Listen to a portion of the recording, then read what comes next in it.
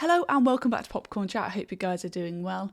In this video, I'm going to be speaking to you about a film I think I'm the last person in the world to see, and that is M3GAN. Directed by Gerard Johnson and starring Alison Williams and Violet McGraw, this film follows Gemma, a robotic engineer who creates the latest technological toys for kids. When she's suddenly made guardian to her recently orphaned niece, Katie, Gemma decides to develop a new toy for her that may push the boundaries of AI. So this film was on the tip of everyone's tongue before it was even released, due to the great marketing of those dancing M3GAN robots, the trailers, everyone was talking about it and, it got everyone's bums in the cinemas, I guess. Is it actually a good film?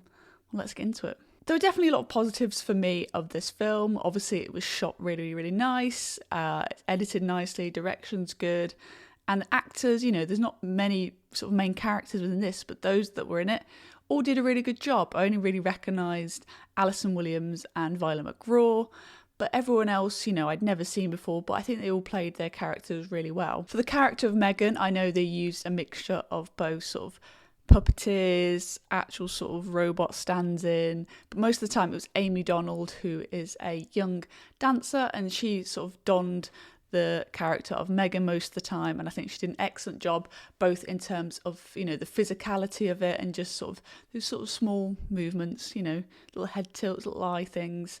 I think she did a really, really good job.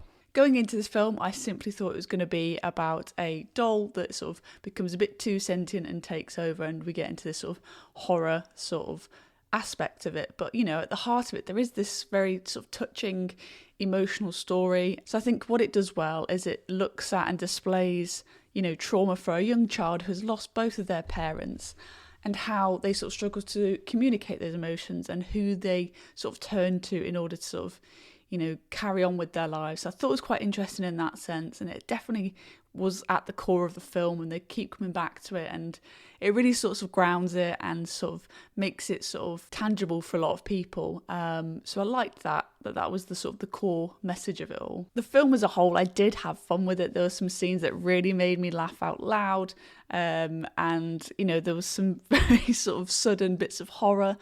And yeah, they sort of made me chuckle, and I thought M3GAN had this sort of, the dialogue that she sort of came out with was quite witty, quite sharp, so I quite liked that. And the sort of the messaging, I guess, on the whole sort of industry of toy making and technology and the use of iPads of kids today, it was very sort of interesting, maybe a little bit on the nose, but I liked what they were doing with that. And it was just, it was an entertaining, hour and a half or so. Nevertheless, there was definitely still some negatives with this film. One of the main things is I wanted it to be much more of a horror. I think it sort of pulled back from a lot of the horror elements. We did get a few moments I thought, oh, that's quite, brutal. So I wanted it to lean more into this sort of gore side, more jump scares. There was maybe one, but I think it was from a dog that got me. There also was a little bit, and you don't always need to sort of be explicit with the horror, but I wanted more in terms of physical stuff. There's some good sort of fight scenes towards the end of the film, but I wanted more of the gore.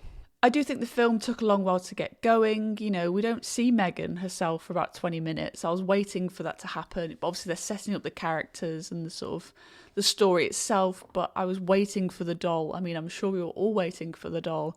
So it takes a while to get going, and then once she's sort of part of that situation, it then takes another while to get sort of her sort of descent, I guess, into this sort of chaotic killer that we all want to see. So yeah, maybe the pacing's off a little bit at times. Just want to get straight to the action. Is this film predictable? Yes, it is. But did I have good fun? Yeah, I did. I think it was good just sort of to enjoy yourself for an hour and a half, have fun and maybe a few jump scares along the way. It's not perfect, it's not groundbreaking, it's not going to make me go away and look up theories about stuff and think about my life. It's not that deep, but that's okay. You can have films that are just, entertainment, and I think this is one of them. Though I do think it could have been done a little bit better, a little bit sort of tighter in terms of the script and more horror, please. So I'm going to give M3GAN 2.5 stars out of 5. I hope you guys enjoyed the review of M3GAN. Let me know your thoughts down below. I'm sure you've all seen it. Like I say, I think I'm the last person to have watched this film. Let me know if you'd want a M3GAN of your own. I think I'm going to pass. I'll be okay, thank you. I'll be like Gemma's character, just living by myself with the collectibles on the shelf that no one can touch. That sounds like a good life to me. Thank you so much for watching, everyone. I'll see you very soon for another popcorn chat.